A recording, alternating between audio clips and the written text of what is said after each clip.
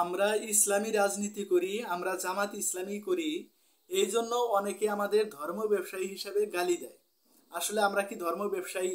আসলে ধর্ম ব্যবসা কি এটা তো আগে জানতে হবে। ধর্ম ব্যবসা হচ্ছে ধর্মকে ব্যবহার করে টাকা পয়সা উপার্জন করা। আমি 2016 সাল থেকে শিবিরের সাথে যুক্ত আছি, 2024 সাল থেকে জামাত ইসলামী করতেছি। আজ পর্যন্ত আমি তো 2টা টাকাও তো সংগঠন থেকে পাই নাই, 2টা টাকাও তো আমরা ইনকাম করতে পারি নাই। বরং 2016 সাল থেকে প্রতি মাসে আরো সংগঠনকে আমরা টাকা দিয়ে আসছি। কত সময় অপচয় করেছি, কত জায়গায় গিয়েছি, কত কষ্ট করেছি। আমাদের কি কোনো নেতা ধর্ম ব্যবসা করেছে, ধর্ম ব্যবসা করে টাকা পয়সা উপার্জন করেছে?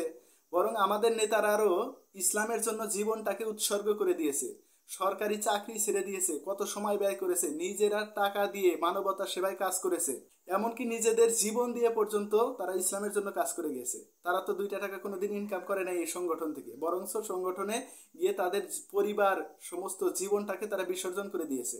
ধর্ম ব্যবসায়ী তো তারা যারা নির্বাচন আসলে মাথায় টুপি পরে ঘন ঘন মসজিদে যায়, নামাজ পড়ে, দিনে কত ওয়াক্ত নামাজ পড়ে তারও হিসাব রাখে না, 5 ওয়াক্তের এমনকি বেশি উপরে ফেলায় অনেক সময়। আর যখন নির্বাচন চলে যায় তখন ক্ষমতায় গিয়ে দুর্নীতি করে আর ইসলামের বিরুদ্ধে কাজ করে।